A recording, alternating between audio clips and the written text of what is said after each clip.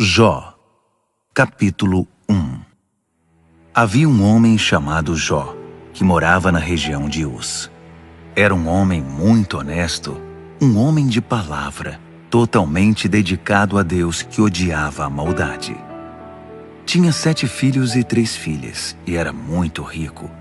Possuía 7.000 ovelhas, 3.000 camelos, 500 juntas de bois, 500 jumentos e empregados a perder de vista.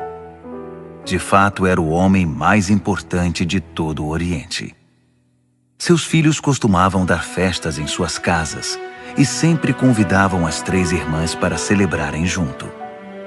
Depois das festas, Jó se levantava bem cedo e entregava uma oferta de sacrifício em favor de cada um de seus filhos, pois pensava: pode ser que um deles tenha pecado, desprezando Deus em seu coração.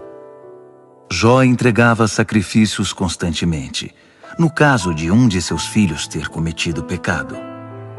Um dia, quando os anjos vieram prestar contas ao Eterno, Satanás, o acusador, veio com eles. O Eterno olhou para Satanás e perguntou: por onde você andou? Satanás respondeu ao Eterno: andei por toda parte, para ver como estavam as coisas na terra. O Eterno disse a Satanás: você notou meu servo Jó? Não há ninguém como ele, honesto e leal à sua palavra, totalmente consagrado a Deus e que odeia a maldade. Satanás retrucou: então o senhor acha que Jó é assim, por pura bondade de coração? Ora, ninguém é tão bom assim. O senhor o mima como se fosse uma criança. Cuida de tudo para que nada de mal aconteça a ele, a sua família, a sua riqueza, e ainda abençoa tudo o que ele faz. Desse modo, quem não seria fiel? Mas o que aconteceria se tirasse tudo o que ele tem? Com certeza, ele amaldiçoaria o Senhor abertamente, sem sombra de dúvida. O Eterno respondeu: muito bem, então veremos. Vá em frente. Faça o que quiser com tudo o que ele tem. Só não o machuque. Então Satanás saiu da presença do Eterno. Algum tempo depois, enquanto os filhos de Jó estavam reunidos na casa do mais velho, em mais uma de suas festas, um mensageiro veio correndo a Jó dizer: os bois estavam arando a terra e os burros pastando no campo perto de nós, quando os sabeus atacaram. Roubaram os animais e mataram todos os trabalhadores. Fui o único a sobreviver para contar o que aconteceu. O homem ainda estava falando, quando outro mensageiro chegou e disse: raios caíram do céu e fulminaram as ovelhas e os pastores. Fui o único a sobreviver para contar o que aconteceu. Ele ainda não havia acabado de falar, quando outro mensageiro chegou com uma notícia: 3 grupos de caldeus vieram e atacaram os camelos e massacraram os peões. Fui o único a sobreviver para contar o que aconteceu. Enquanto ele ainda falava, outro mensageiro chegou. Seus filhos estavam numa festa na casa do irmão mais velho, quando um furacão veio do deserto e destruiu a casa toda. Os jovens foram atingidos e morreram. Fui o único a sobreviver para contar o que aconteceu. Jó se levantou, rasgou a própria roupa, rapou a cabeça e se jogou no chão. Ali, prostrado, louvou a Deus. Nu saí do ventre da minha mãe. Nu retornarei ao seio da terra. O Eterno dá, o Eterno tira. O nome de Deus seja louvado para sempre. Mesmo atingido por tanta desgraça, Jó não pecou, nem culpou Deus de nada. Jó, capítulo 2.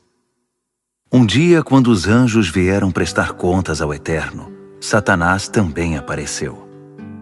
O Eterno olhou para Satanás e perguntou: e você, por onde andou?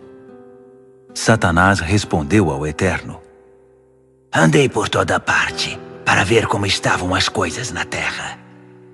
O Eterno disse também a Satanás: Você notou o meu servo Jó? Não existe ninguém como ele, existe. Homem honesto e leal à sua palavra, totalmente consagrado a Deus e que odeia a maldade. Como ele é íntegro. Você até tentou destruí-lo, mas não deu certo. Satanás respondeu: Um homem faria qualquer coisa para salvar a própria vida. Então o que aconteceria se tirasse a saúde dele? Com certeza, ele amaldiçoaria o Senhor abertamente, sem sombra de dúvida. O Eterno disse: Muito bem, então veremos. Vá em frente. Você pode fazer o que quiser com ele. Mas preste atenção. Não tire a vida dele. Satanás saiu da presença do Eterno e atacou Jó com uma terrível doença. Jó ficou coberto de úlceras e de feridas da cabeça aos pés. Elas coçavam e doíam tanto que ele pegou um caco de vaso quebrado para raspar as feridas, sentado no meio de cinzas. Então sua mulher disse: E você ainda mantém sua integridade? Amaldiçoe Deus e acabe com isso de uma vez! Mas ele respondeu: Você não sabe o que está falando. Perdeu a razão, mulher. Se recebemos coisas boas de Deus, por que não receberíamos também coisas ruins? Apesar de tudo, Jó não pecou. Quando 3 dos amigos de Jó souberam de seu sofrimento, saíram de suas casas. Elifaz de Temã, Bildade de Suá, Zofar de Naamate, e juntos foram consolar e confortar Jó. Quando o viram, mal puderam acreditar no que viam. Seu amigo estava irreconhecível. Eles choraram de tristeza, rasgaram a própria roupa e jogaram terra sobre a cabeça para demonstrar sua dor. Depois, sentaram-se com ele no chão. Ficaram 7 dias e 7 noites sentados ali, sem dizer uma palavra, pois viam que o sofrimento do amigo era demais. Jó, capítulo 3. Finalmente Jó quebrou o silêncio. Em voz alta, amaldiçoou a si mesmo. Apaguem o dia em que nasci. Esqueçam a noite em que fui concebido. Que aquele dia seja transformado em trevas e que Deus lá em cima esqueça o que aconteceu. Apaguem-no dos livros. Que a escuridão mais sombria se apodere do dia do meu nascimento. Seja envolto pela neblina e engolido pela noite. Que as trevas dominem a noite em que fui concebido. Risquem-na do calendário e que nunca mais seja contada como qualquer outro dia. Que aquela noite seja reduzida a nada. Que nenhum grito de alegria daquela noite jamais seja ouvido. Que os mestres em maldição amaldiçoem aquele dia. Que seja engolido pelo monstro do mar, o Leviatã. Que suas estrelas da manhã percam o brilho e fiquem à espera da luz do dia que nunca vem. Que nunca mais vejam a luz do amanhecer, porque não impediu que eu saísse do ventre da minha mãe, que eu vivesse esta vida cheia de aflições. Porque não morri ao nascer, expirando ao sair do ventre materno. Porque havia braços para me embalar e seios para me alimentar. Eu poderia agora descansar em paz, dormir para sempre sem sentir dores, ao lado de reis e autoridades em ruínas, ou ainda com poderosos, cheios de ouro e prata.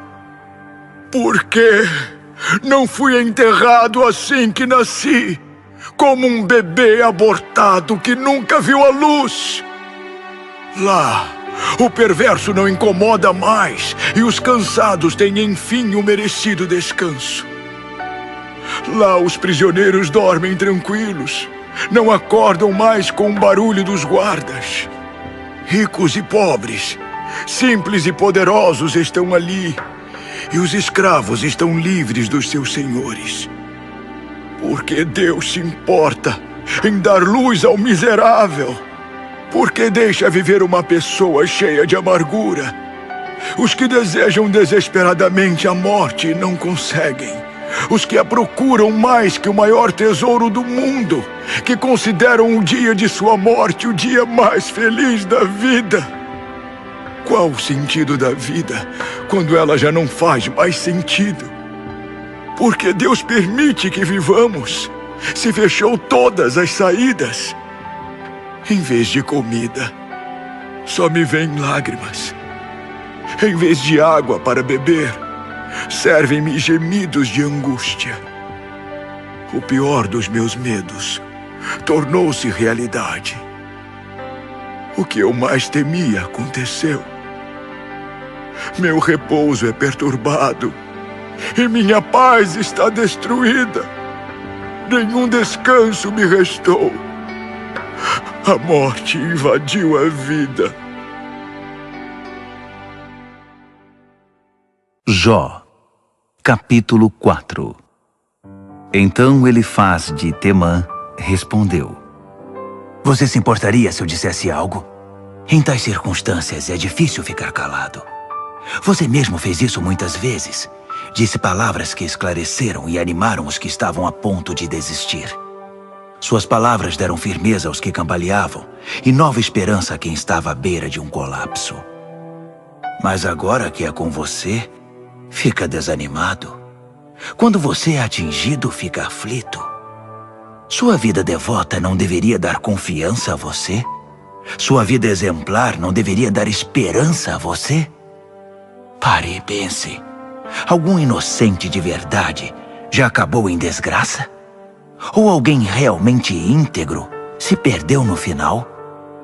Pois vejo que aqueles que cultivam o mal e semeiam a desgraça colhem exatamente isso.